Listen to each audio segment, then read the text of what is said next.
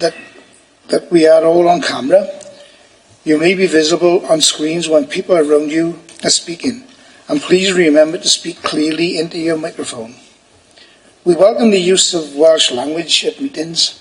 I have had no requests for people to speak Welsh today, so the meeting will be conducted in English only. Please can all mobile phones be switched off and all devices put on silent. If there is any emergency alarm, please follow the green signs and go to the ground floor car park opposite the Civic Centre.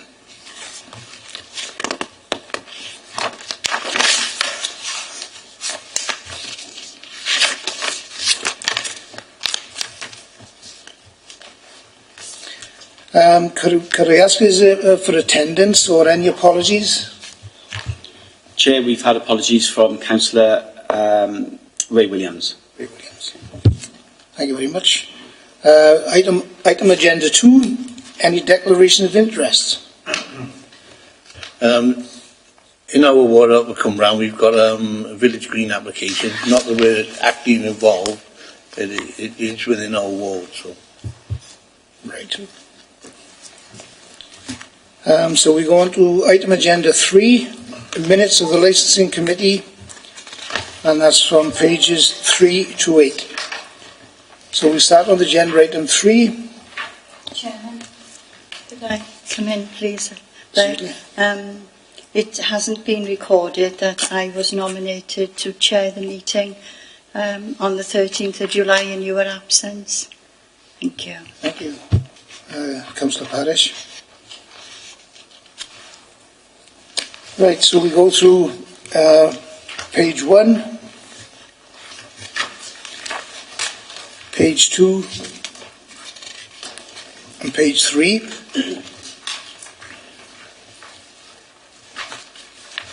Just for accuracy, we go back to page 1. Is there any business that anyone would like to discuss on page 1?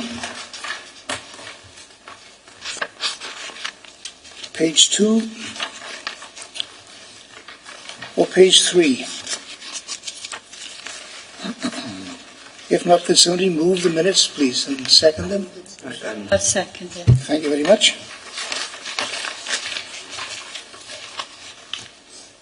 So we move on to item agenda 4, minutes of the previous licensing hearing. That's on pages 9 to 24. So we go through again page by page. For accuracy, pages 1, or page 9, 10, 11,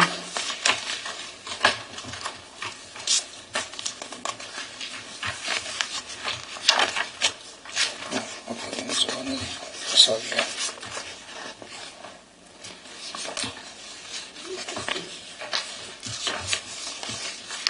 Are there any matters arising on the agenda item 4 on pages 9 and 10 and 11?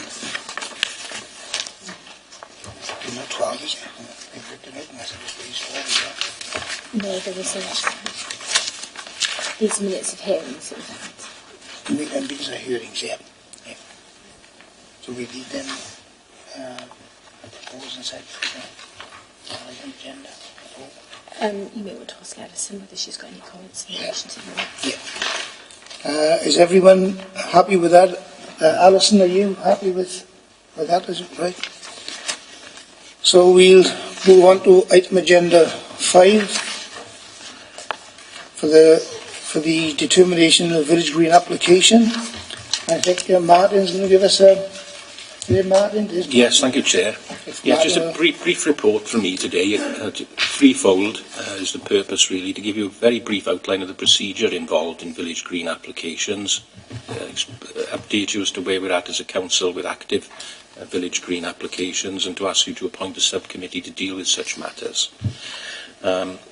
We receive applications on a Form 44 in our capacity as registration authority. The council is always the registration authority, but can also be the landlord or the landowner as well. But in reality, the landowner could be a private or an institutional landowner, or, as very often the case, registered social landlord, but we're always the registration authority, and we determine whether applications are added to our register of village greens or not. To assist us in that, we appoint, if an application is duly made, we appoint an independent inspector who is usually a barrister experienced in planning or dealing with such inquiries as this, and they would hear evidence either by way of a public inquiry or by considering written submissions and representations from the parties before they would make then a recommendation to us. They don't make the decision. The decision is made by this council, and the council has delegated that to the subcommittee. But they would make a recommendation for that subcommittee to consider. I would prepare a report along with that. And it would be a detailed report that you'd have from an inspector, which would deal with all the evidence that they've heard, both written and oral, if there's been an inquiry, and then make clear what their findings are, and you'd make a decision based on that. But as I've said in my report 5.2, the decision ultimately is one for the subcommittee. Position where we're at the moment with active applications, we currently have 3, all at different stages. One went to a public inquiry in July of this year, and the inspector's report is imminent on that. It's been delayed slightly because the inspector has told us that there's Court of Appeal authority due very shortly, which she would like to consider before making her final submissions. But I would anticipate that report being with us very soon. Similarly, on another application, I'm also expecting an independent inspector's report within the next month. Both of those matters then would come before the subcommittee, I would imagine, later early in the new year, hopefully.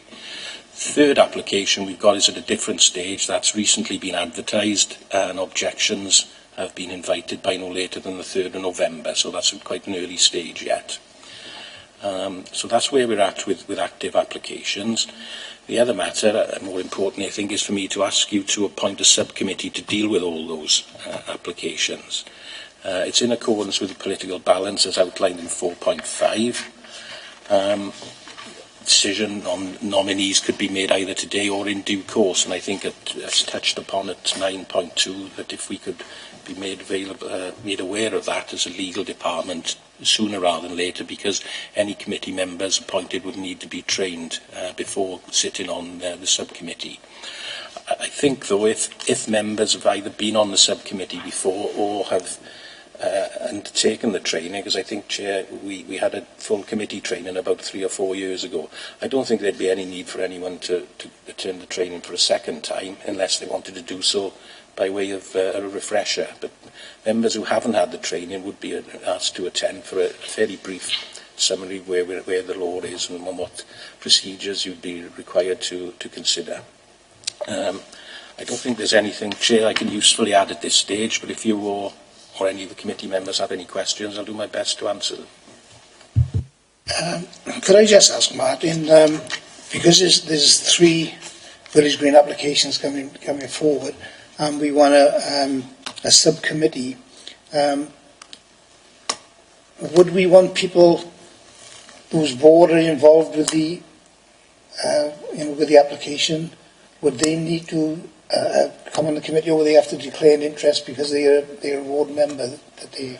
Well, it would depend, because of course, we don't know how many applications we could have in the next sort of 4 or 5 years, and it may be that the board members would have applications. We have got some members on this committee who will have applications coming through.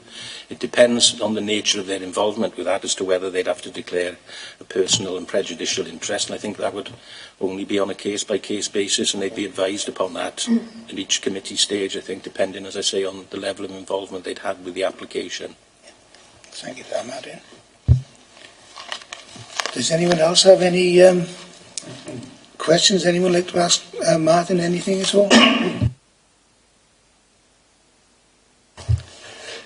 Do you think it's going to be an ongoing problem regarding village green applications because of the situation with affordable housing and with the house?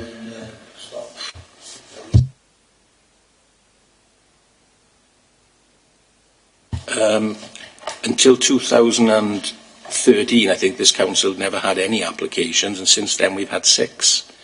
And 2 have been withdrawn, 1 and 2 have been decided. So it's, I think what I'm seeing with the recent applications is application for development on small green areas, usually within Bronavon's land, and local people objecting on that basis. I don't know what, it's Bronavon's land, it's a matter for them, and of course as a subcommittee, and indeed the planning inspector, they have no concern as to what is to be done with the land. The inspector is dealing with a very strict statutory criteria. The very brief details I think I've outlined in 4.1 in italics. All 5 or 6 criteria need to be made out by an applicant, and that's all really that a planning inspector or an independent inspector is concerned with, is whether the criteria within the Commons Act is made out. So as for general policy considerations, I'm not sure I can answer anything really further on that.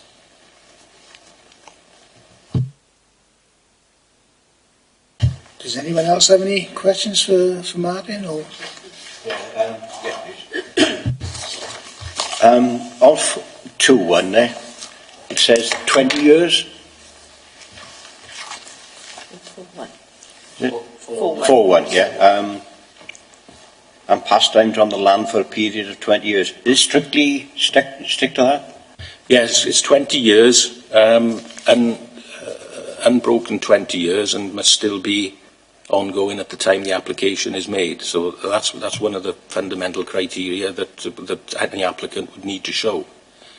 Does anybody does an application in this 15 years is a normal? Yes, essentially, yes. That would break the cycle of that one, and they'd fall short on that particular ground.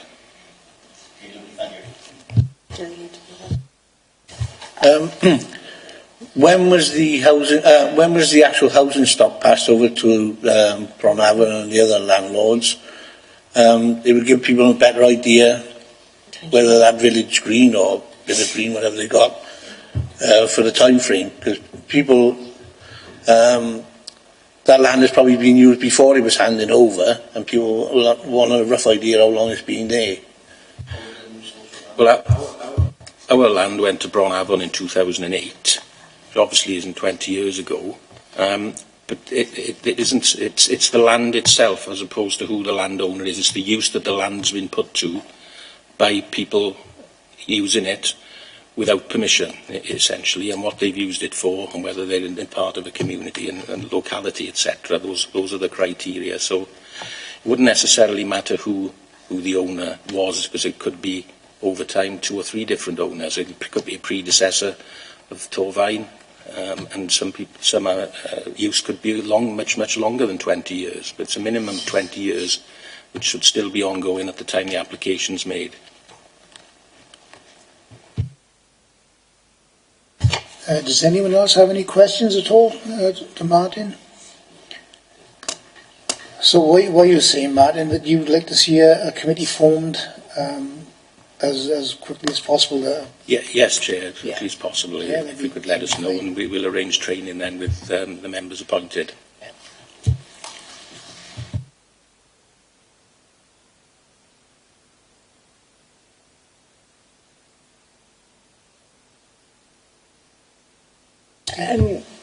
Chair, you can ask now.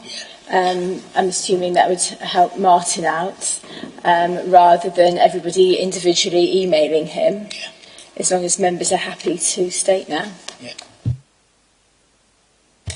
Are there any members that would like to go onto this committee? Or can I just apologise for Giles? Giles, he's doing something for charity that he's not speaking for 24 hours. So if you think he's just a little old puppet, don't worry about it. He's still with us. Right, so Giles, you'd like to put us after him? Right, so what have we got? There's 4. Norma Parish. Wait a minute. Chair, just Yeah. need to be in accordance with the political balance as we got down to 4.5. In the last administration, it was 4 Conservative, one independent. So that's 4 Labour. One Conservative, one independent. I've confirmed that with the Head of Strategic and Democratic Services. That does remain the case. Right. So, yeah. Some of us have already had training. So do you want us to come forward again now to go on the committee? Or will the ones who have already had training automatically still be available to go on the subcommittee? It would be good to have someone that's been on the committee previously, like yourself and myself. But obviously we don't want to deny other members and the opportunity of wanting to stand on this. So I don't know where we should go there, Justine. Sorry. Chair, if I can suggest that when they organise the training, that all members of this committee attend the training. So therefore, if there are dates when people that are already trained can't attend, then others can stand in. So when the training is organised, if you encourage all members of this committee to attend that training, then everybody is trained up. Yeah, I think that would be a good idea if, as long as everyone's happy with that. I'm happy with that, yes. Would that be okay, Matt? Yes, happy with that, Chair. Okay, thank you very much.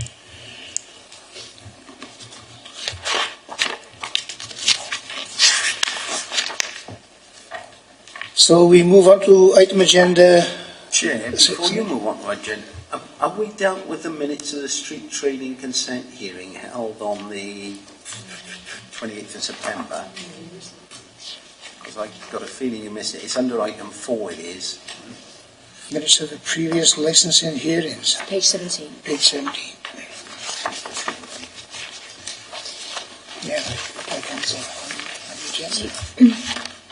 It hasn't been, unfortunately, it hasn't been listed individually. No. It's something that I've just... No, it hasn't been listed on your Glyn, but thanks for bringing that up. I think I just want to ask the members who attended whether they're accurate. yes. Could we, the members that attended that meeting on page 17, for myself, Councillor Neil Waite, Councillor Janet Jones and Raymond Mills, if we can confirm that there is a true record. Yeah. Everyone happy? Thank you very much.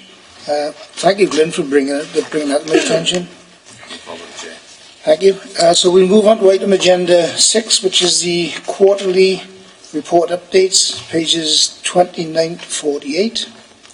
And I'd like Alison, if she could introduce that, please. I come down and join you, because I'm not hearing everything that's said. Certainly. As a chair, but there's certainly Alison.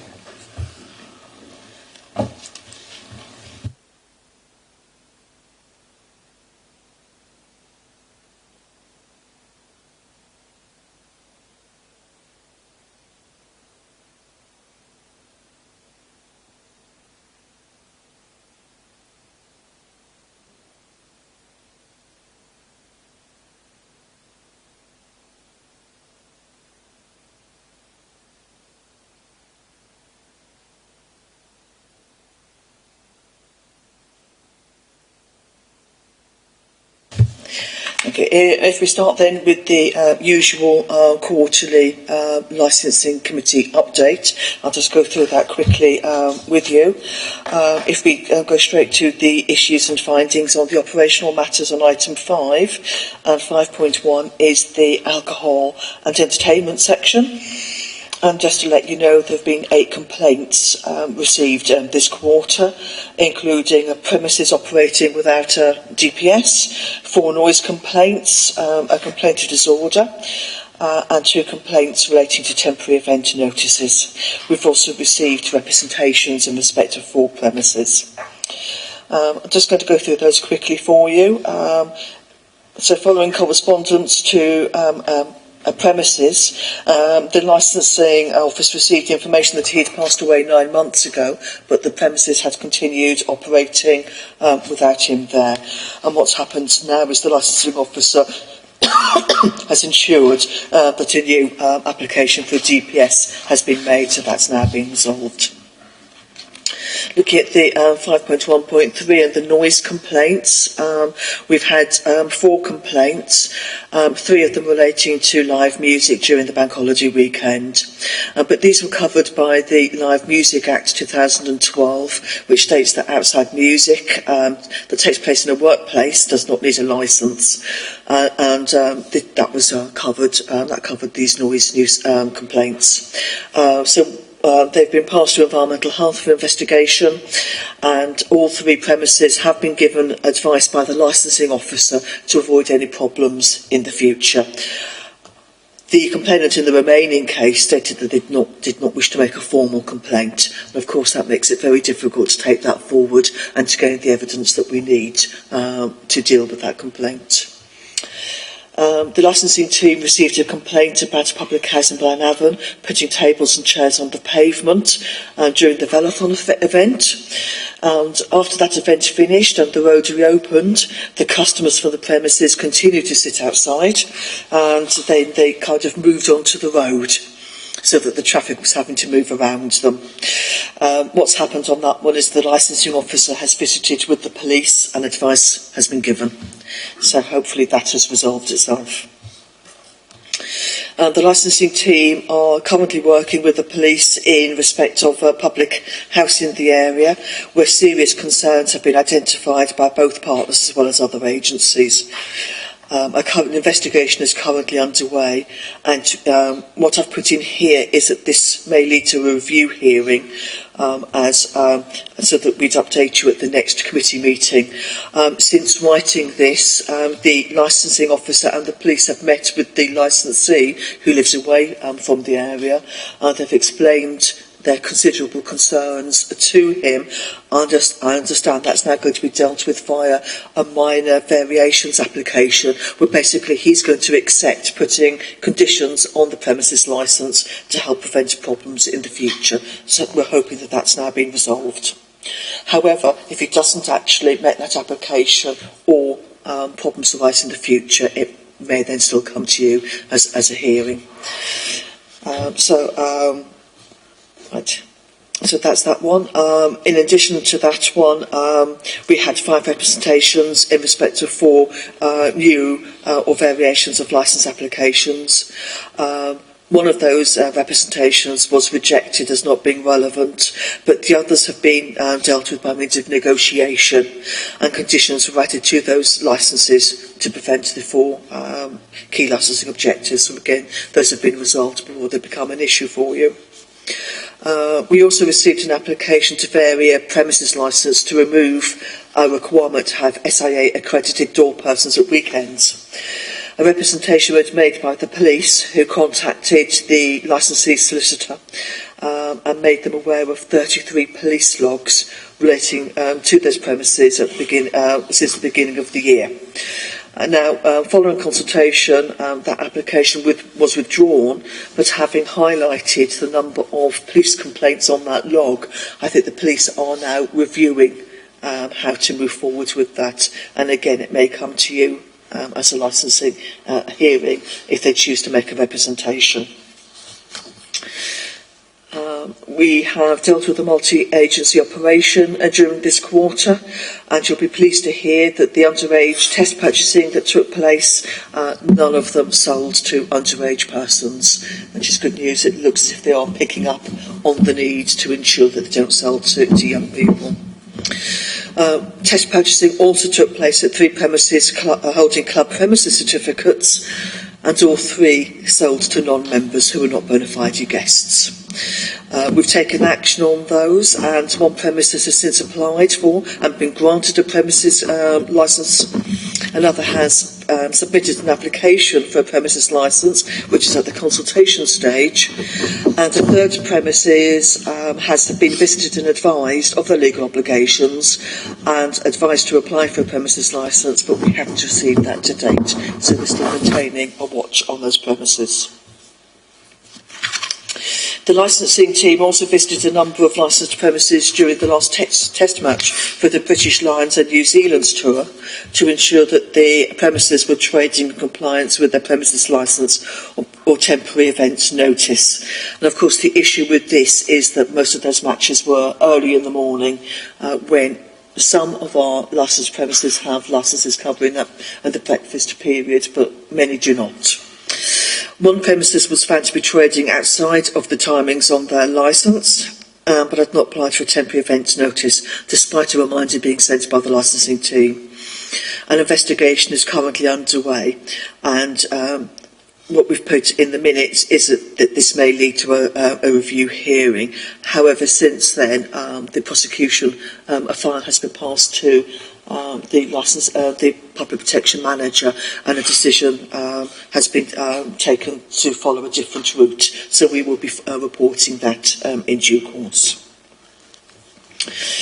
And just to finalise on the licensed premises is that the review of fees for licences has now been completed, and that's following the non-domestic rateable value review in April that we told you about previously.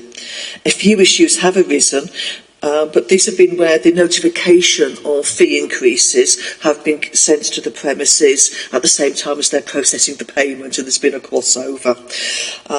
So we've had a few issues, we've had to go back for more payment, but no other issues and no queries in respect of those fee increases. Are there any other questions or queries on the licensed premises side? No? Okay. So moving on to the Hackney and private hire licensing. We've had 28 taxi-related complaints during this quarter. Most were relatively minor, with 3 related to the correct signage on vehicles, 3 to private cars, etc., parking at Torvine taxi ranks, and 2 to Torvine taxis illegally using a Newport taxi rank. Other complaints included the driver urinating in a public place, driver smoking, and a taxi that didn't arrive as booked. However, we have had a number of very serious complaints come through in this quarter, which are under more detailed investigation. Those included an allegation that a young woman was abandoned by a taxi driver and left in a vulnerable condition and a dangerous location. This is being investigated by the licensing officer, and this may well lead to a review hearing, so we'll update you at the next committee. A complaint was also received from a neighbouring authority that a business in Torvine appeared to be providing unlicensed taxis to transport vulnerable children to and from schools in their area. An investigation by the licensing officer revealed that this company provided specialist transport service. What they're doing is they're part of a big organisation that provides specialist services for vulnerable young people. But they hadn't realised that a licence was required in respect of some of those business activities. They're now ensuring that their drivers undertake all of the appropriate training, and we're expecting all of the licence applications that are required in shortly. So what they're doing is that they're coming up to speed on that, and will be shortly be a licensed private hire operator with licensed vehicles and drivers. They already meet very high standards, but it's just a case of making sure they have all the paperwork in place. Another complaint is being investigated at the moment regarding a driver in a vehicle smelling. And again, this may come to yourselves as a licensing hearing, so we'll report back on that one. And that feeds back into the licensing conditions that we have, that drivers and vehicles have to meet a certain standard. We've also had a number of complaints received regarding a private hire operator, which we're currently looking at in conjunction with the legal team to determine the most appropriate way to deal with that. And that's another one that may lead to a review hearing in due course, so we'll report back on that one. 2 taxi enforcement visits with the police were planned but had to be cancelled due to lack of police availability. So we'll report back at the next committee, because we're hoping to get some more planned in the coming quarter and to pick up on that work. And I think that's going to be particularly important in the periods coming up to Christmas, to make sure that we only have licensed vehicles out there, and that we're ensured the vehicles that are out there are safe. Moving on to the Equalities Act, we reported at the last meeting of this committee that the Section 167 of the Equalities Act had come into force at the beginning of April of this year. Moving on from that, we have now written to all affected drivers, and that's going to be drivers of basically wheelchair accessible vehicles, and that's with a view to preparing a list of those vehicles as recommended by the Secretary of State. We haven't seen an increase in complaints to date as a result of this change in legislation. What I have done in light of the Freedom of Information requests that we're receiving is I've had a look at the previous 17 complaints, which is going back about 10 years. We haven't had many complaints of this nature. And what we found was that many complaints by disabled persons actually related to their preference to use standard taxis rather than disabled access vehicles. So we've had to discuss that with them and work around which vehicles are actually best suited for their own particular needs. Where it has been established that a disabled person had not received a service, this was usually not related to the disablement but to some other matter. So, for instance, in one case, a service had been denied to a disabled person, but that was as a result of their abusive behaviour. So things like that are still going on. In fact, we've had just one complaint that would fall within the Equalities Act 2010, and that was dealt with via advice and also via our licensing policy, which actually covers all of the disabled access matters much wider than just to disabled access vehicles, but to all vehicles, so that we ensure that all of our taxis give as good a service as possible to disabled persons.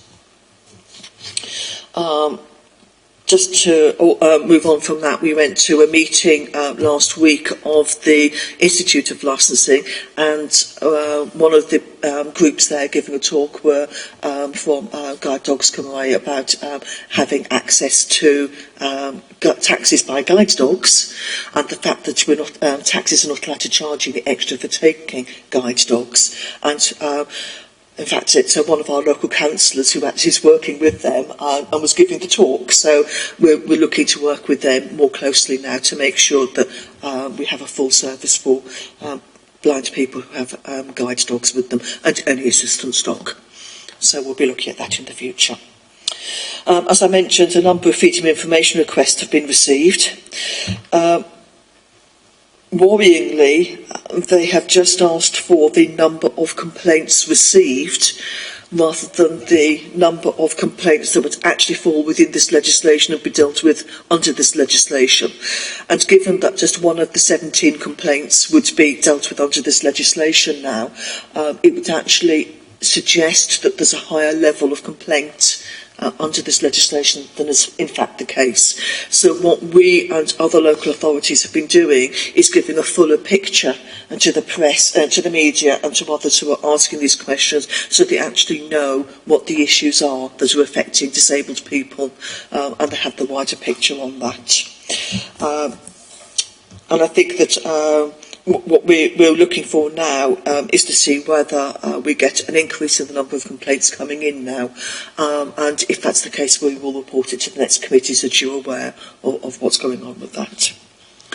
So that's it for the taxi licensing side. Are there any questions? Can we go back to paragraph 5.2.6, where you state that 2 taxi enforcement evenings were cancelled because the police couldn't attend? Should we as a committee write to the police and say that we are unhappy with this happening because we are then not able to do our job to enforce, to carry out these visits because the police are not turning up? And especially, as you say, coming up to Christmas, that's a vulnerable time. So should we as a committee write to the police and say we are unhappy about this? I would say they're normally very, very supportive. I think we've just been unlucky that in this quarter, other operational emergencies that have occurred right at the last minute have actually prevented those planned events from going ahead. we do have to fit in with other operational matters. And in both cases, it has been an emergency that has taken those members of staff away. There's less of them, of course, dealing with more and more, just as there are with ourselves. And it's just been unlucky in this quarter that one was cancelled, and then the one that they organised to replace that was also cancelled. Councillor Parish first, please. See you. Thank you. Thank you, Chairman.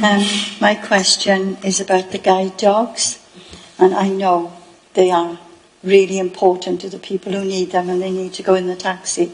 But what if a taxi driver had an allergy to dogs? And he's laughing. No. I know a few people who are very, very allergic to animals, and if an animal was brought into their car, they'd be quite ill. Can you make allowances for the taxi drivers if that was the case? I had pressed that one, switched itself off again. There is a facility for them to gain an exemption. And we don't. I don't believe we have any at the moment, but the facility is there. And for any driver who has a difficulty, whether they have a bad back and can't put a wheelchair in the back of their vehicle or anything like that, there is that exemption. One of the big issues that we discussed at the meeting was, how does a blind person know that exemption exists? Because the card that is specified for use is about that big. So it's a very small card, which anybody with impaired vision would struggle with. I would struggle to read it without my glasses on. And what we were then discussing is how we can provide something that they can actually check that, yes, that driver who said they have a problem actually has the appropriate exemptions. And I think that's one of the things that was discussed, and we're working forward with them, like the Bear Cross Wales. The other thing that we did discuss, and I think this is actually comes back to training for drivers, which we're trying to encourage, is the fact that some dogs don't like sitting in the back and some don't like sitting in the front, and it's how you accommodate a dog so that it's comfortable and it's that it's going to be okay in the car. But actually, one of the other discussions we had about is, if the dog is molting, the taxi driver is going to be looking at that. And the blind people do know that they have a part to play in making sure that their dog its paws are clean and it's not molting, and it's going to be okay when it steps into the car. Thank you. Thanks for that. On item 5.23, on page 31, I got serious reservations regarding a complaint was put in by another authority for a company to transfer vulnerable children to and from school without the appropriate licensing. Now, was this in actual taxis or was this in minibuses? Considering they're supposed to be a specialist transport company, this is serious concerns. Are the DVSA aware under their operator licence? This is how the complaint came through to us, because the transport team for the other authority had not picked this up, but their licensing team then did. But their licensing team couldn't deal with this because the company wasn't based in their area and therefore couldn't be licensed by them. So those discussions are going on within that authority. In the meantime, I would say that this is actually a very good company that is used to dealing with vulnerable people, that has all of the relevant checks in place, because their drivers can take children from premises that they run home legally as part of the service to do with those premises.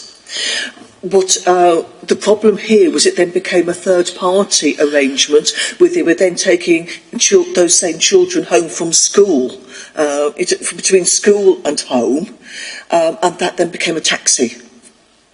So what they were doing is they were fully competent and capable and trained to a very high level to take these children from the premises that they ran to and from home, which is legal, But as soon as those highly trained people then started taking them from school to home, then it became a licensing matter. But in fact, the company themselves are, very reputable. If they were a highly professional company, they wouldn't need to be under investigation for unlicensed. That's my issue.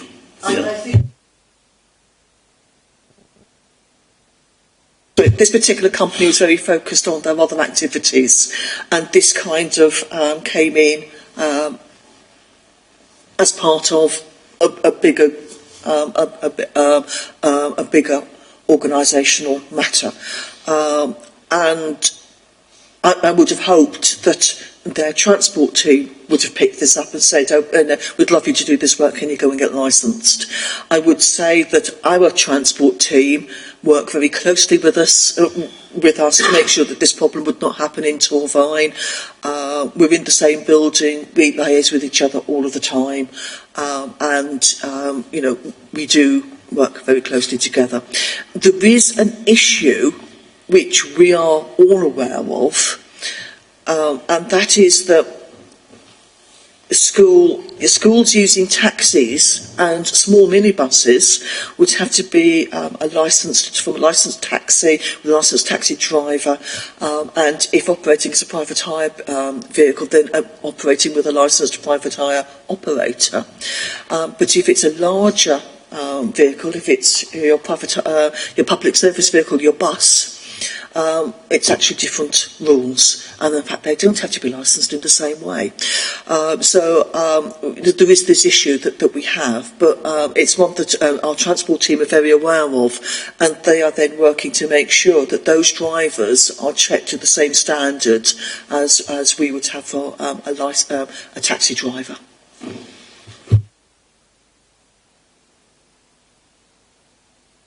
Hi. Going back to the issue of the guide dogs, I know there's been new legislation recently that there's a £2,500 fine if a dog is not secured properly in a car. Are the guide dogs exempt from this in taxis, or would the onus be on the taxi driver to ensure that the dog was properly secured within their vehicle? That would be for the blind person to be aware of and to make sure that a dog was properly secured. What actually happens is that what they'd normally do is they'd be in the front and secured by the blind person and held steady by them. But it is something that I know that the guide dogs for the blind would look at and make sure that that would comply. I think they have a problem, of course, because they won't be securing them in their own vehicle, have the facilities to do that, so that there would be an exemption for them to be used in other vehicles then.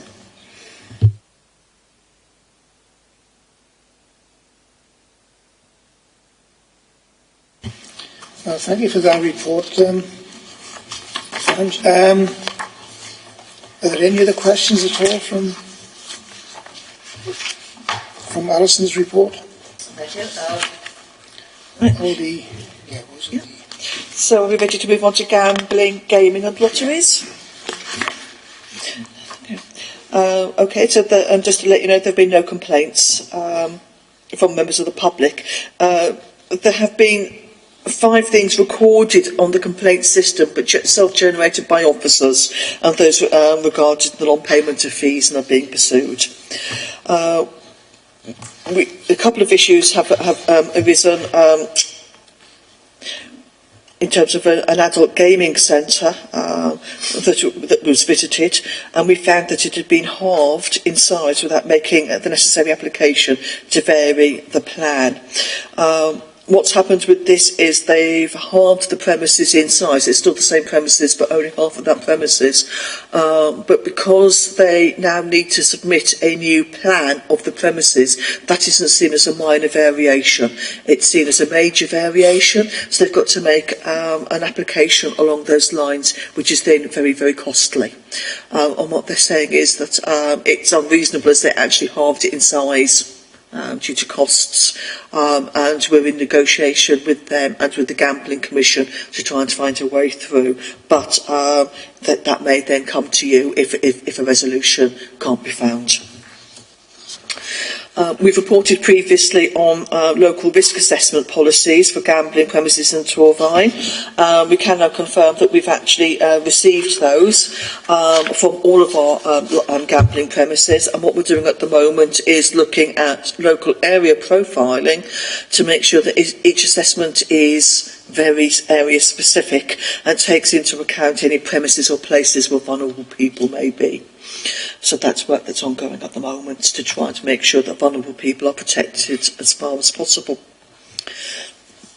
I and one of the other licensing officers recently attended an event at the Welsh Assembly, and that was hosted by the Gambling Commission and the Directors of Public Protection Wales. It's looking to build partnerships to reduce gambling-related harm. And it came on the back of data recently published by the Commission, which I think is interesting, and that showed that there are 27,000 problem gamblers in Wales and a further 95,000 who are deemed to be at risk. And what the meeting was looking to do was to try and protect these people and to reduce those numbers. Sarah Harrison, the Gambling Commission Chief Executive, Rebecca Evans AM, who's the Social Services and Public Health Minister, and the Chair for the Directors of Public Protection Wales, they all outlined the steps that they're looking to take. And these focused on a renewed focus on controlling advertising and online gambling, the possible new planning powers in Wales to help local authorities prevent further proliferation on our high streets, etc. And I think those were the two main things that were discussed. Having said that, when we look at the planning powers, I think they're very welcome. But we, along with most other Welsh authorities, are not currently receiving any new applications, and in fact premises are closing down. So I think it tends to be, only some communities where we're getting in applications that could be controlled under those new powers. And of course the big thing is the online gambling.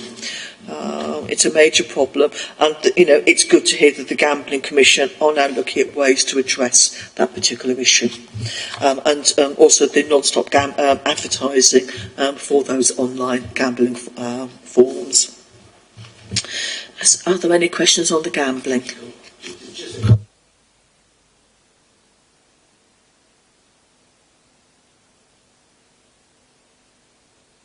If you watch football at all, and doing it every break before the football starts, as soon as the football ends, and it's all advertising for online gambling. And I think that is a major issue that needs to be dealt with by somebody. Well, as I said, they are looking at the advertising as well as the online gambling, and the point you've made was one of the ones that was very much discussed at that event. I think that there was a lot of disquiet, and I think the attitude that the Gambling Commission are taking is that gambling is enjoyed by very many people. It's an activity that that a lot of people welcome. But we've got to find a way of addressing the problem gamblers and the impact that it can have not only on them but on their families and communities as a whole. So that was discussed as how we actually find that balance. Okay, moving on to smoking in enclosed public places. We haven't had any complaints. Well, we've had two complaints that related to taxis. This very much comes back to what we're getting is, although we're recording those complaints, it tends to be other officers in other teams who are out and about as part of their enforcement role, who keep an eye on taxis and other matters. We all kind of work together on this. And one has resulted in a fixed penalty notice. We've also served one in relation to a previous complaint in the previous quarter, and we've got one complaint still under investigation. So we're very active on those in issuing fixed penalty notices where smoking in taxis occurs. What are we doing about these e-cigarettes? Because they make quite a bit of smoke as well. So we are looking to address that as part of our review of the taxi policy, which is due to happen. It may be that when the new legislation comes in, because of course we've got consultation on changing the legislation like the Red Cross Wales when those powers come to the Welsh Government. But in the meantime, what we're doing is just looking at what's going on and saying, well, if it is actually becoming a nuisance in terms of the smoke being emitted and we're getting complaints, then we'll deal with that under the existing conditions, which, the taxi has to be clean and things like that. And if there's a nasty smell in there, then we can say that isn't the case. And the main difficulty we have at the moment is that it's very difficult to tell whether someone is smoking an e-cig or an actual cigarette. And we're being very, very careful when we're observing taxis to say, well, we were close enough to see what it was, or we actually saw them knocking the ash off the end so that we know that that was actually a cigarette. But at the moment, the main problem we're having is actually telling which is a cigarette and which is an e-cig.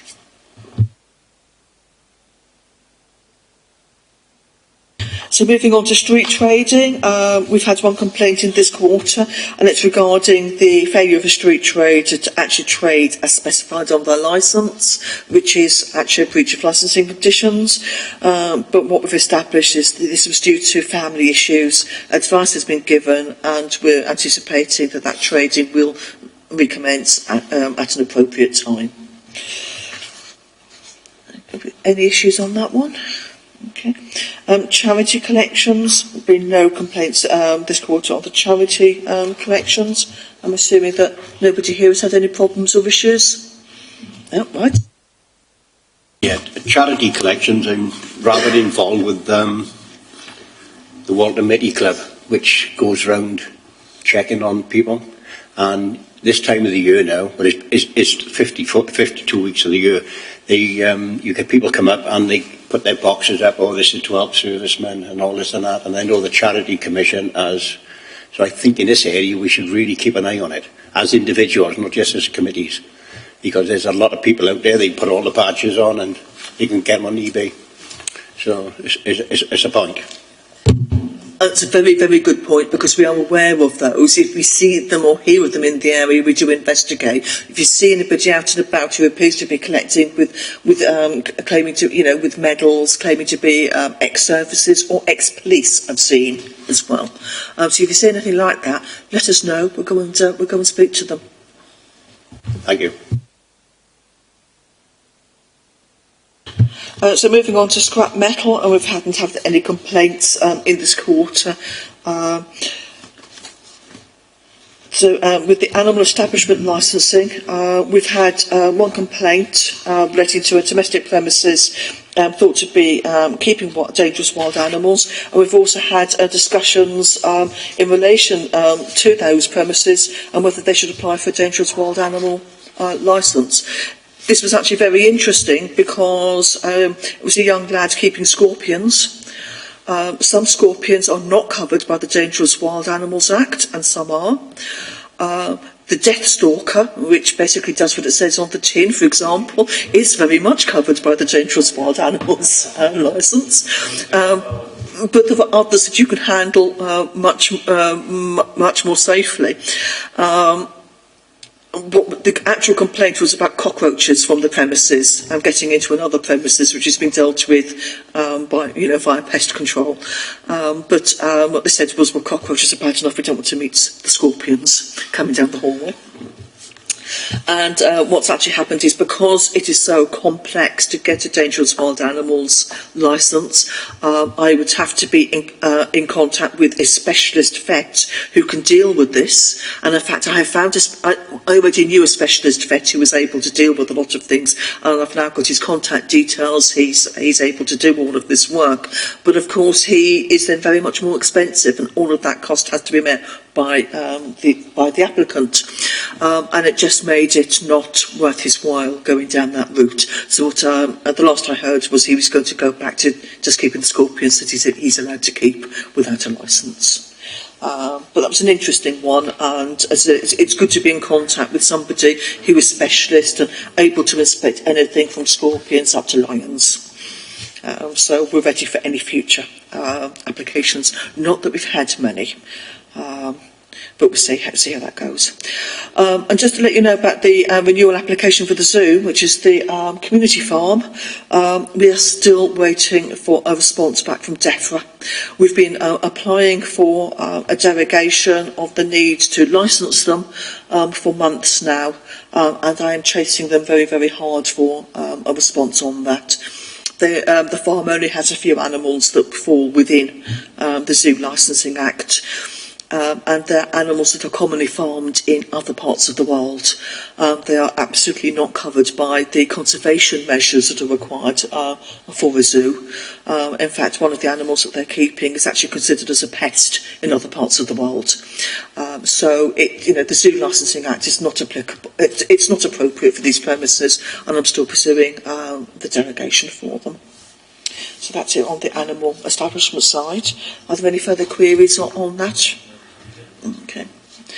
That's moving. And so, just finishing on the operational matters. Then, just to let you know, there have been 53 service requests right the way across the board. None of these were freedom of information requests, and 3 of those were the taxi disability access matters that I mentioned before. We're getting a lot of press interest in that particular thing.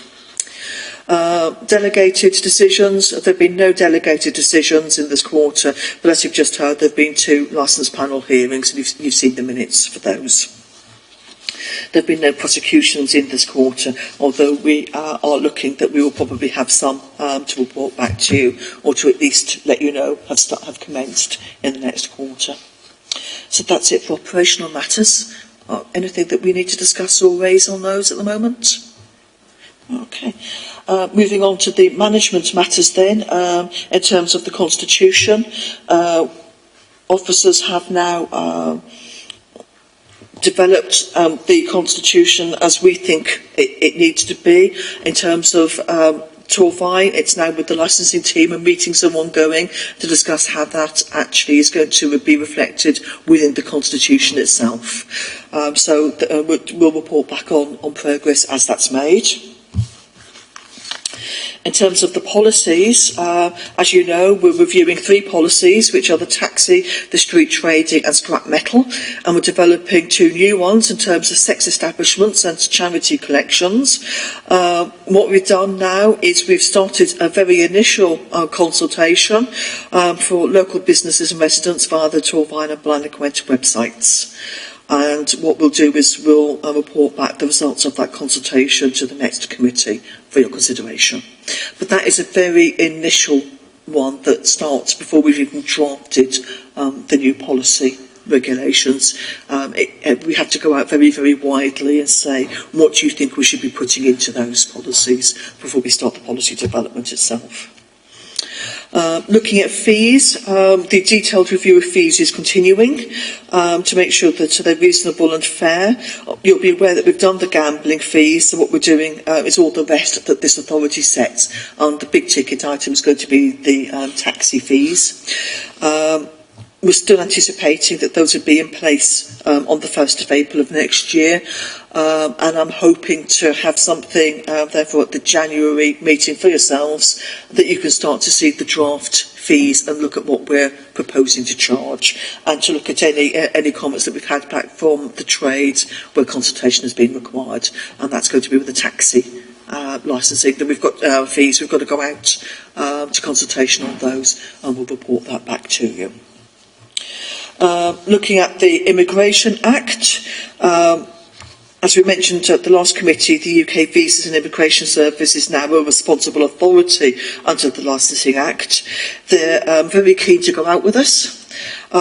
They've actually done 1 visit. There were going to be a number of visits made, but they found somebody at the first premises that did not have the legal right to work in the UK, although they had applied for that right, and it was being processed. They've dealt with that via a fixed penalty notice, but what we're now looking at is whether they're going to apply for a review hearing on the back of that, so that might come to yourselves in due course. Looking at the collaboration, just to report that we continue to collaborate. I think that the reports that we're making now to both committees are now very much streamlined, so you're both getting the same information, and that as time goes on, if any training is required or anything like that, we may be looking to do joint training, so that you may be meeting one another. One thing that's also been suggested is that whether you go to each other's committee meetings to observe and to see what the others are doing. So we might be looking at that in the future for you, so that you can begin to actually look at, how you're working and what kind of thing is cropping up in each other's area. And I think the last item I've got really on this one under the management side are a new item that I'm going to start putting on here for you, which is reporting back on complaints that have been received by the team. The only complaint we've actually received for this team has been it wasn't actually a complaint about the licensing team, but a wider licensing matter related to a temporary event notice on council-owned land. They wanted to know why that, not only why the event had been allowed to go ahead, but why it was on council-owned land as well. I think this comes down to the fact that temporary event notices, as you're aware, aren't actually given by us. Their notices given by the applicants that we have no say over, unless we have a representation by the police or environmental health. So this isn't a matter that we have any control over, and that was reported back as part of that process. And that's basically then finishing my report, other than just to bring your attention to Appendix A, which has all of the figures that we've got on the work that we've done in the usual way. Just to mention that where appropriate, we do actually change Q1, where the figures that were running off in Q2 showed that we hadn't fully reported in Q1. I'm not aware of anything on this particular report that falls into that criteria. So that completes the quarterly report.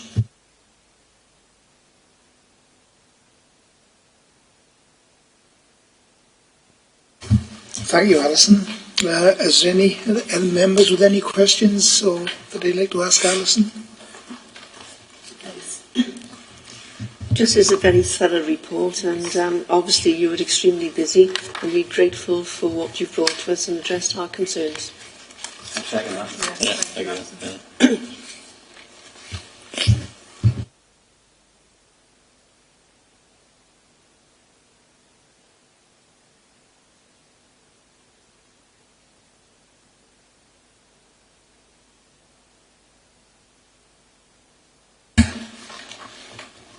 So the recommendations that the committee note the activity report for the second quarter of 2017-2018, and that the committee note and comment on the contents of the report. Is everyone happy with that? Yes. Thank you very much.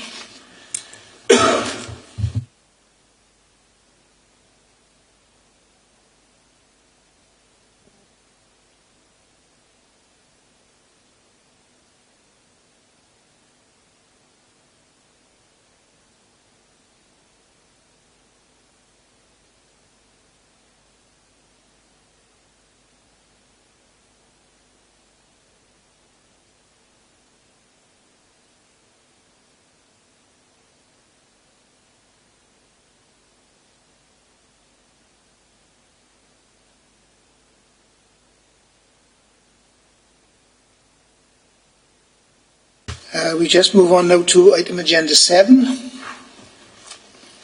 the Public Protection Services Enforcement and Compliance Policy.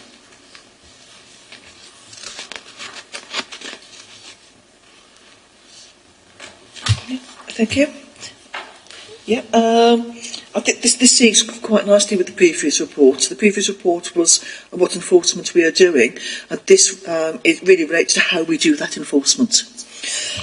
So just to give you some background, as you know that we're collaborating in the delivery of public protection services, of which licensing is a part. We've been doing this since October 2015, and all of the services came together in October of last year.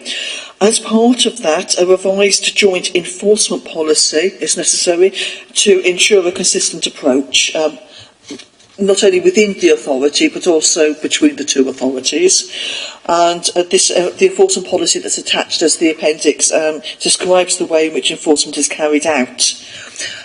It's important to note that this doesn't actually change enforcement policy. What this does is it describes how we do that enforcement. It doesn't actually reflect any changes that will be taking place. Moving on to the issues and findings, the Department of Business, Energy and Industrial Strategy oversees regulatory delivery, and they've actually issued a regulators code that all local authorities and other regulators must have regard to. In addition, we're regularly audited by both internally and externally, and we also have a number of other bodies that define how we should be carrying out our enforcement function. And, for instance, the Food Standards Agency and the Health and Safety Executive both actually place requirements upon the local authority and specified that regulation must be carried out in certain ways. Now, the way in which we carry out our enforcement service is of great importance, because enforcement can have a significant impact on local business and residents, including prosecuting and closing down premises in the worst instances. We come under considerable scrutiny in respect of the action that we take, particularly in court proceedings, where the defence may wish to discredit the way in which the service has carried out its regulatory role. And just to let you know that this enforcement policy is something that a lot of defence solicitors will ask for, so that they can measure us against it and see what we're doing in respect of their client complies with that enforcement policy. And as I've said, various government departments and agencies also have an oversight of our function, and they can come in and enforce and tell us publicly if we're doing something that's not in compliance with their requirements. So what the Public Protection Enforcement Policy at Appendix 1 does, it adopts the principles of the Regulators Code. It affirms the authority's commitment to protecting the health, safety, environment and amenities of the people who live and work in the area, as well as those who visit. And also it ensures that enforcement is fair, accurate, consistent, accountable, proportionate and transparent. So it's making sure that we're protecting the people of Torvine, as well as protecting the businesses and those we enforce against, and it's about finding that balance between them. The policy summarises the wide range of enforcement action options that are available to ensure compliance with the law, and that ranges from informal advice through to prosecution. It lays down the general principles of enforcement to which officers will adhere, and act as an umbrella document for other more detailed enforcement policies where those are required.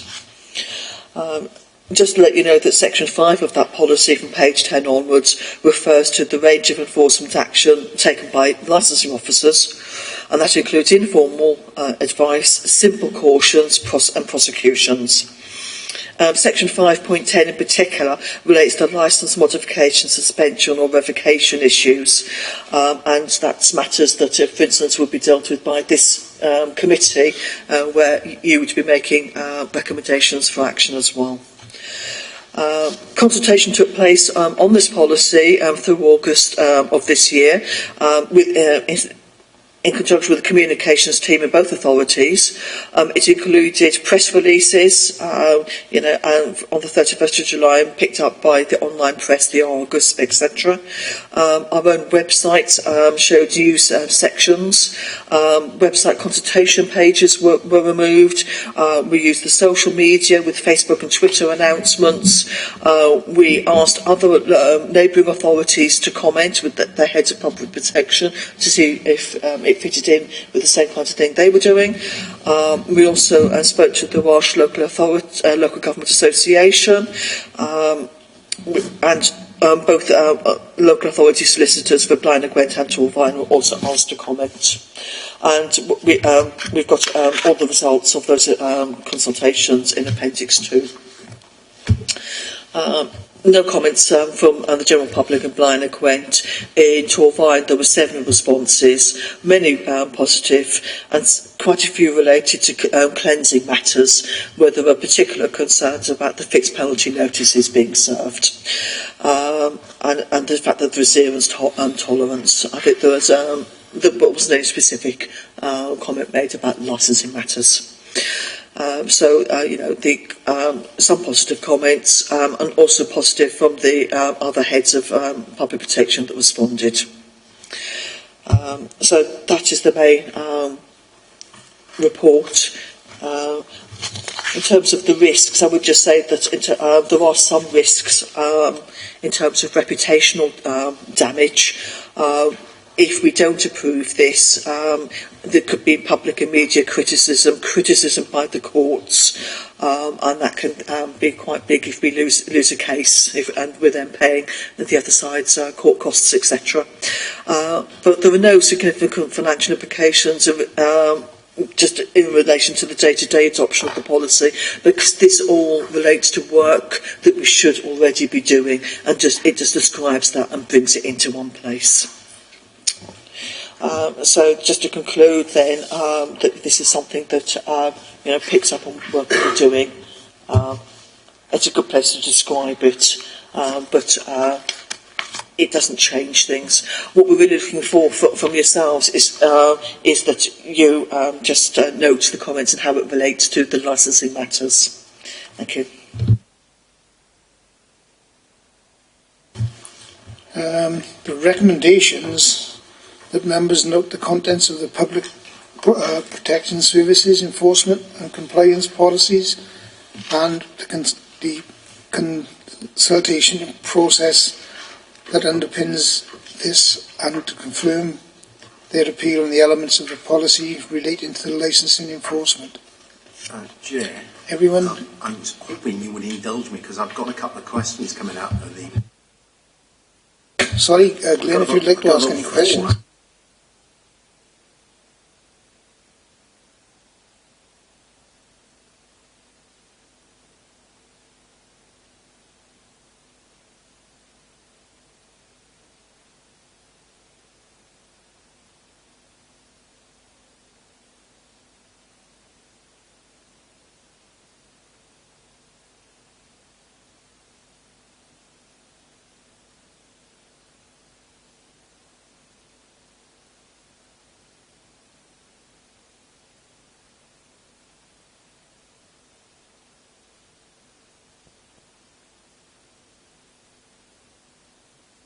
I think by that what we mean is that this covers much more than each individual team will be dealing with.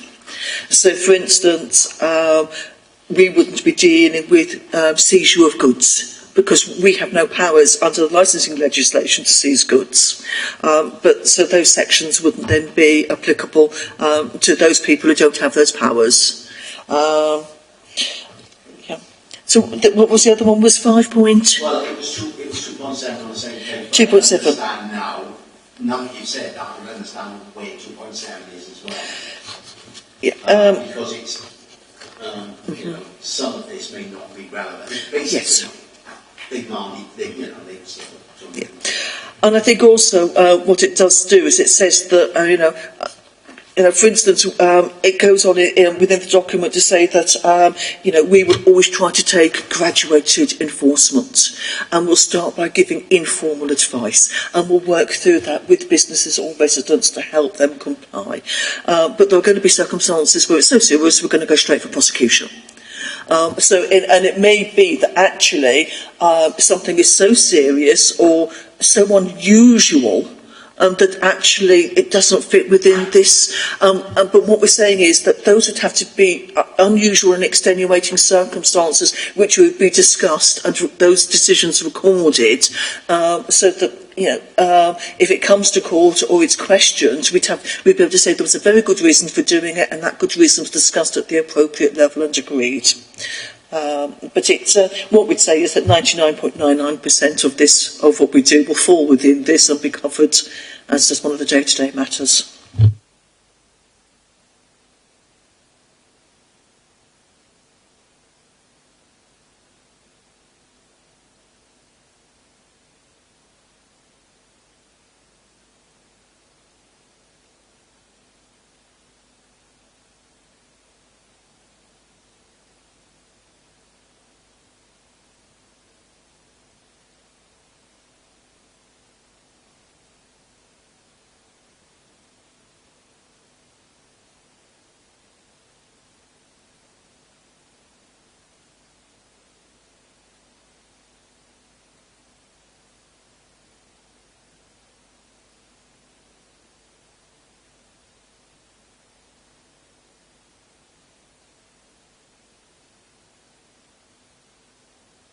So which section is this? This is... This is 4.7 on page 7 of the document, page 59 of the... 4.8. Sorry, no. It's the primary authority partnership. Your primary authority partnerships are an interesting legality. As part of its move towards deregulation, government is keen, and the previous governments as well, have been keen to ensure that national companies aren't subject to changing interpretations of legislation in different parts of the country. So what they've done is they've now set up primary authority partnerships where any business, and it's now changed that even a small business that is only in one area, can have a relationship with the local authority where it comes to that local authority for advice. It agrees with the local authority how compliance will be ensured, and that then is supposed to be legally binding on all other local authorities. Now, there's been a very interesting case just recently where a company had a primary authority relationship. It agreed that in its premises, where food was sold for consumption on the premises, the toilets did not have to be provided. However, under Miscellaneous Provisions Act, there's actually a requirement that a cafe can be required to have a toilet. And another local authority said, well, actually, I don't care what you've agreed with your home authority, with your primary authority. That's the law. You're going to comply with the law here. And it all went before the courts, and it went up through the appeal process that is set up onto the primary authority partnership.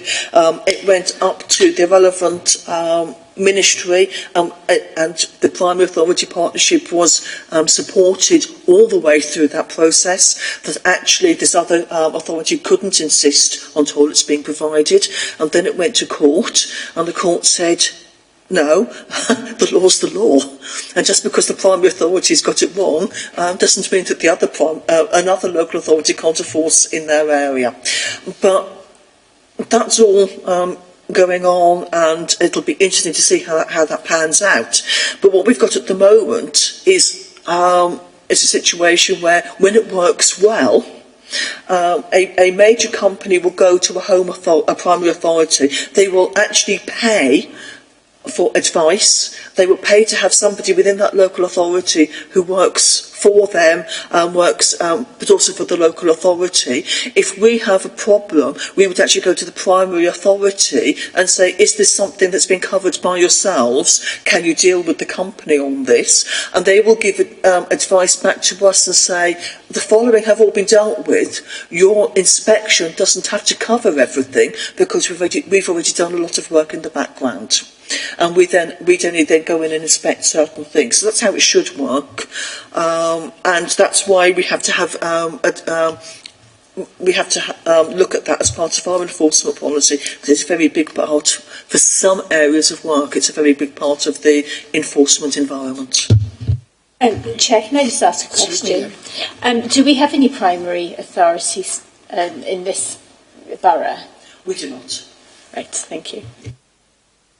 That doesn't mean that, for instance, all of the big supermarkets, all of the big companies, all of the big public house chains will all have primary authority relationships that affect food hygiene, health and safety, trading standards, fire safety, and they may have different arrangements with different local authorities, and that is work in the background for all of the enforcement that we do. So whilst we don't do it for any organisations within our borough, it means that when we take enforcement action or prosecutions, we have to go to that primary authority first to ascertain what advice they have given. Is that correct? Yes. And then some...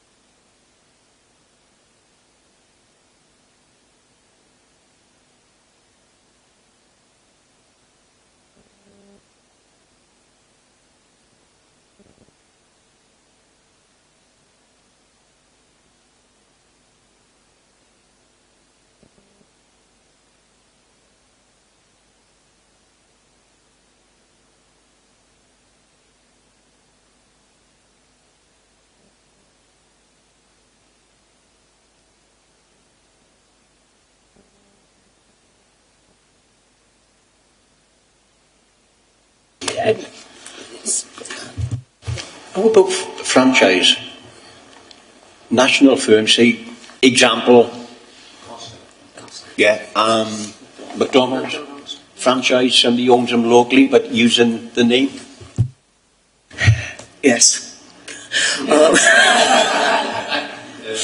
And the difficulty is that different franchise arrangements cover different things. But what you'll find is that some just franchise the name and are entirely deal with things entirely themselves. And you may actually find then a large franchise also has a primary authority relationship with the local authority. What you tend to find is that the big companies will franchise out, but they will have their own policies and procedures for those premises which everybody buys into and works to, and will be dealt with by the primary authority, and we would then deal with local issues. So that, for instance, we would go in to do an inspection. We wouldn't necessarily look at the policies and procedures because they're all dealt with nationally, but the fact that the premises are dirty would be dealt with locally because that's just a local problem. So there is, on any inspection, and this particularly applies to food hygiene and health and safety premises, but can also cover other matters. What would happen is the inspecting officer would look at the primary authority relationship and look at the inspection plan that has been set and would actually do the inspection with bearing those in mind. Any problems, they'd then come back and say, is this covered by the primary authority relationship? Are we dealing with this, telling the primary authority what's going on, or are we passing this over to the primary authority for them to deal with and tell us what they've achieved? But it can be quite complex.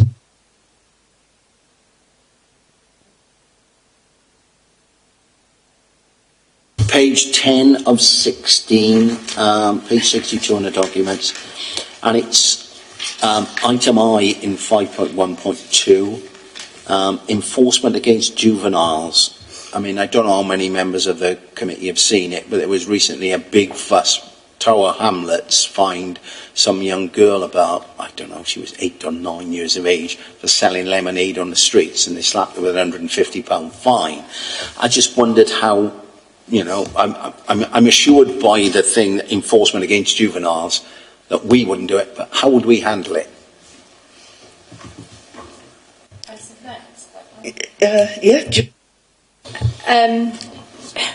By using common sense. I'm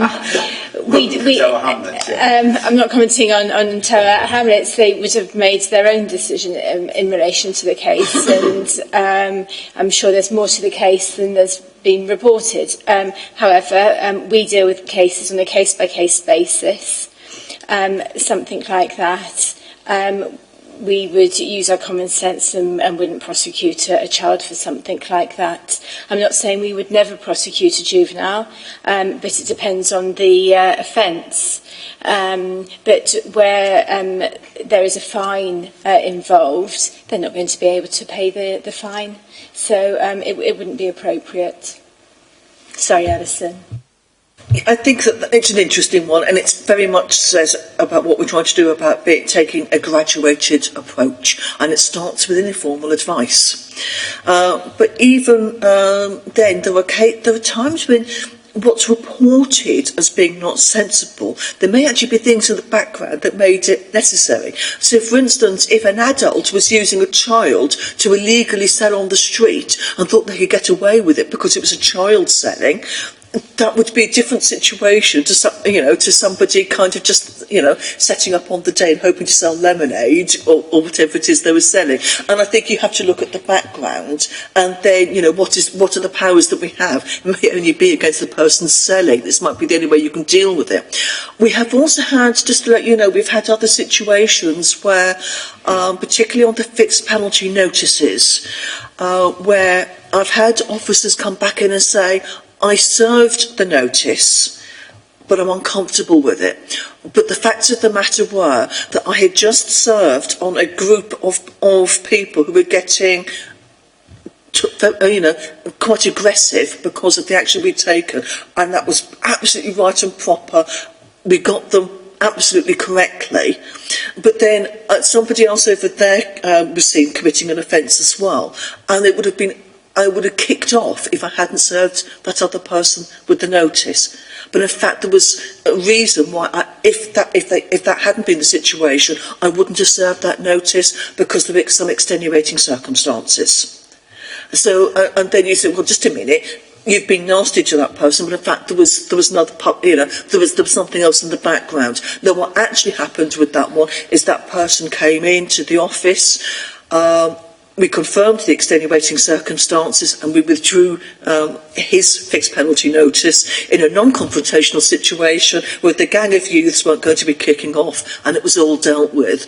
But there were some times that, there were reasons for us serving a fixed penalty notice where you think, well, what, perhaps that wasn't quite right, but there's some background to it. So always look at the background. What I was thinking of, Chair, is like a young girl walking out a dog, and they don't clean up the dog's mess.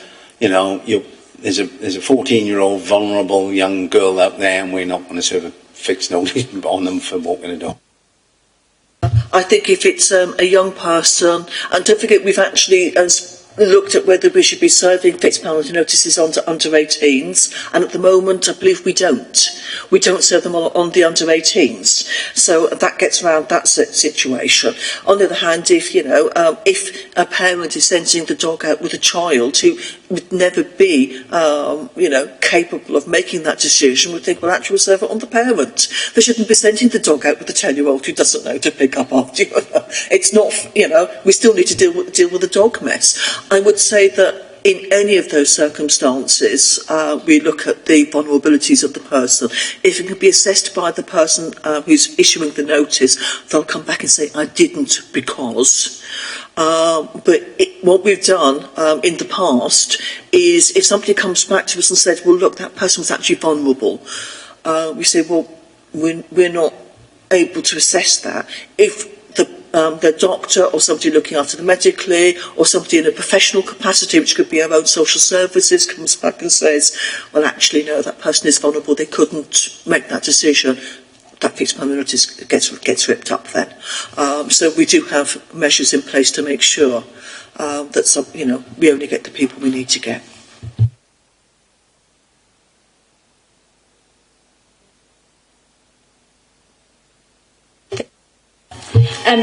First of all, with the prosecution cases, we do use the Code of Crown Prosecutors. So we always look at cases, ascertain whether there's sufficient evidence and whether it's in the public interest. So that step comes after the enforcement action. So whilst the department will look at what they ought to be doing and acting on the information that they receive, there is that next step. Can I ask Alison, on 4.8, paragraph 4.8, the RES Act, is that an abbreviation? Yes. Can I ask that you amend the policy document and put in the full title of the Act? Yes. Thank you. It does say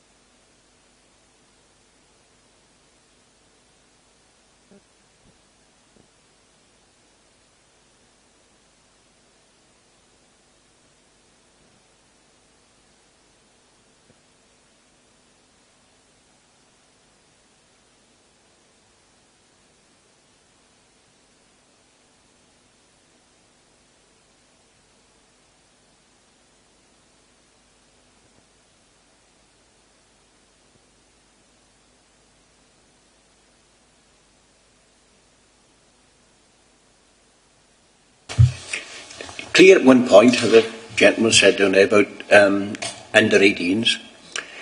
If an enforcement officer catches a 17-year-old with a dog making a mess, and you say you don't prosecute, what if you catch him the next day, or her the next day? Do you have a word with them, or go and see the parents, or, could be 7 days, a week, couldn't it? Yeah, we'd actually deal with that through the parents or through the school. We do take action. We were actually discussing at one stage coming to members for permission to serve fixed penalty notices on 16-year-olds. And I think this was because our enforcement officers were finding that some of the 16 and 17-year-olds were knowingly dropping litter in front of them on the ha-ha, you can't get me basis. So there is something that we have looked at in the past. And in fact, I think we have actually said that we will serve fixed penalty notices on the 16 to 18-year-old groups. We did actually get that through with yourselves, but what we were going to do is, instead of doing it as we were going to give them the option for going for training instead. And that actually has been put in place. It was put in place a couple of years ago, and we've not actually done it.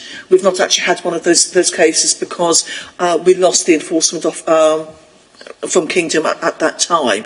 But what we did was we had, through social services, we had something where we could, instead of saying, well, you don't have to pay the £75 or your parents don't have to, you can go for training instead where you talk through social responsibilities and the impact that litter and dog mess and other things has on your local community. So that was put in as an alternative that would almost deregulate the process. Thank you, Chair. Right, thank you, Alison. So I think that just what concludes the report. As you can see, the recommendations on page 52 and 11.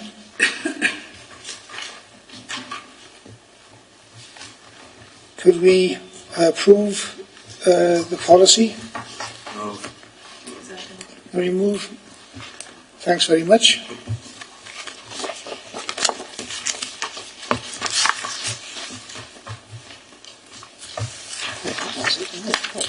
Well, thank you both for attending, and that concludes this morning's meeting. I would just like to ask members if they would like to stay behind for a few minutes. We want to just have a private conversation. So if you aren't going anywhere to go, just hang on 5 minutes, please.